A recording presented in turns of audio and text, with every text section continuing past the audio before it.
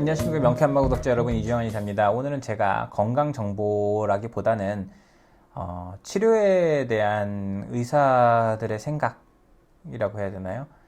보통 이제 뭐 양방 쪽을 전공하신 분들이나 아니면 한방 쪽을 전공하신 분들끼리 서로 치료에 대해서 얘기하다 보면 뭐 맞다 틀리다 맨날 서로 간에 싸우기만 하는데 그거보다는 제가 이제 그 기사를 수시로 건강 관련된 기사들은 많이 봅니다. 유튜브용으로도 어떤 기사가 좀 뭐 좋은 게 있을까 싶어가지고, 그래서 내가 치료하고 있는 것과 일치하는 부분이 있으면 이거 환자분들한테 설명을 해주는데 도움이 되겠구나, 이런 걸로 해서 찾아보곤 하는데, 그 책에 관련된 내용이 하나 있어요. 스티븐 페이브스라고 하는 의사분인데, 세상 밖으로 나온 의사의 고백, 내가 집착한 건 환자가 아니었다.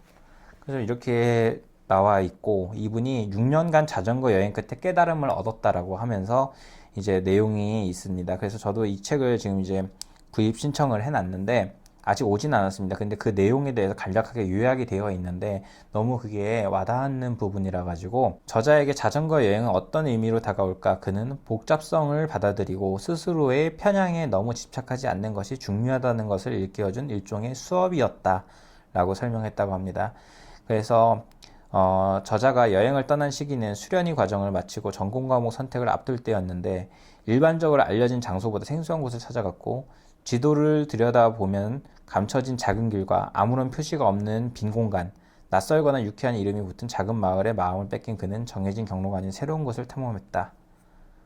그래서 뭐 많은 여행을 이렇게 다녔다, 이런 얘기인데, 저자는 자전거 여행을 모험에 뛰어드는 일이라고 정의했다.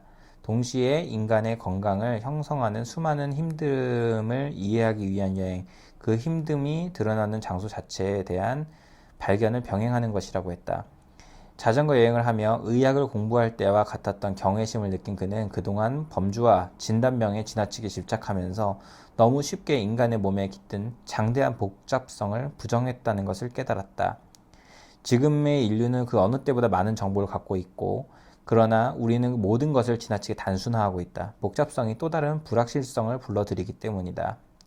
복잡성이란 고통스럽지만 반드시 견뎌야 하는 것이라고 강조했고, 복잡성을 부정하고 단순화하는 것에 대해서는 인간이 오래전부터 갖고 있던 나쁜 습관이라고 지적했다.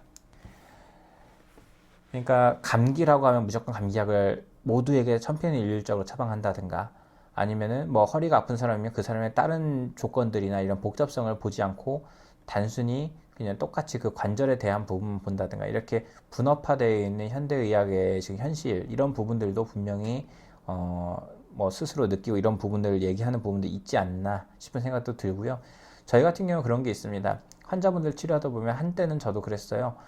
간만 치료하면 무조건 다 될 것 같아 해가지고 막 간만 열심히 치료했습니다. 그랬더니 잘 되는 분들이 꽤 많은 거예요. 그래서 이거구나 해서 무조건 인생은 간에서 간이다, 거의 이 느낌으로 간만 막 열심히 치료했는데 안 되는 분들이 나오더라는 거예요. 그러면 또 다른 방법을 찾고 이러면서 지금은 3초라고 해서 상중하로 나눠가지고 환자분들 몸에 흉선이라고 하는 스트레스로 인한 요인이 있는 건지, 소화기의 요인이 있는 건지, 비뇨생식기에 문제가 있는 건지, 이런 부분들을 구분해가지고 보기 시작하면서 이게 또 종합적으로 같이 어우러졌을 때 어떤 식으로 문제가 생기는지, 이런 걸 찾아나가고 있습니다.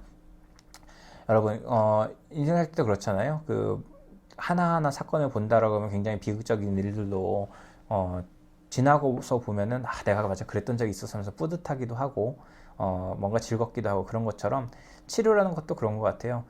내가 그때 당시에는 아픈 부분에다가 뭔가를 막 찌르고 해가지고 그 부분을 회복시켜가지고 막 좋다고 생각했는데, 그게 오히려 환자분들한테는 더 몸을 많이 과도하게 쓰게 되는 계기가 돼서 더 안 좋은 결과로 이어지는 경우도 있는 것처럼, 굉장히 복잡한 세계예요. 복잡한 세계고, 사람 하나하나의 삶만 봐도 그 하루에 먹는 음식만 해도 수십 가지가 같이 조합이 되어 있는 것이고, 근데 그거 갖다가 무조건 A에 대한 질병에 대한 치료는 B야, 고지혈증 약은 무조건 이거밖에 안 돼, 고혈압 약은 무조건 이거밖에 안 돼, 그 다음에 당뇨는 무조건 인슐린이야, 이런 식으로 하는 게 얼마나 어리석은가라고 하는 것에 대해서, 물론 이 저자가의 책을 제가 보고 나면 그 내용이 아니었네 라고 생각할 수, 단순히 철학적인 어떤 그런 책일 수도 있겠으나, 전 딱 이 제목을 보면서 그걸로 인해서 그 책에서 꼭 저자가 얘기하는 것뿐만 아니라 그걸 통해 가지고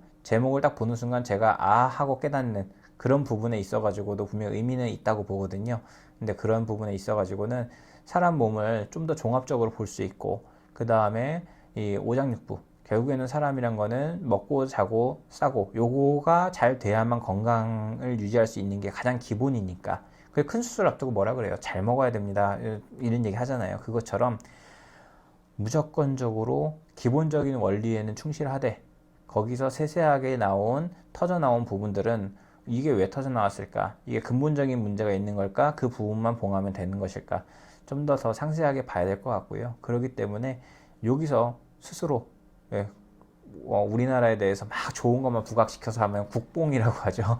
그것처럼 한의학의 뽕에 한번 취해 봅니다. 한의학 그만큼 종합적인 학문이고요. 여러분들이 이걸 갖다가 어떤 뭐 미신적인 한무당이라고 하는 것처럼 미신적인 부분으로만 치부하기에는 그 이상의 조상들의 그 경험과 그 다음에 우리 몸에 대한 통찰, 이런 철학이 같이 녹아져 있는 학문이니까 오셔가지고 한번 치료해 보시면, 제가 그 정도 깊이 있는 대화를 나눌 수 있는 능력이 되지는 않지만 그래도 몸을 보는 데 있어 가지고 아 이런 질환은 이러이러해서 보는데 이렇게 이렇게 접근을 하면 좋을 것 같습니다 라는 이야기를 하고 그런 대화를 나눠볼 수 있을 겁니다. 그렇게 나눠봤더니 의사분들 중에서도, 의사 선생님들 중에서도 꽤나 몇몇 분들은 같이 이게 이렇게 그죠, 이렇게도 접근해 볼 수 있겠네요.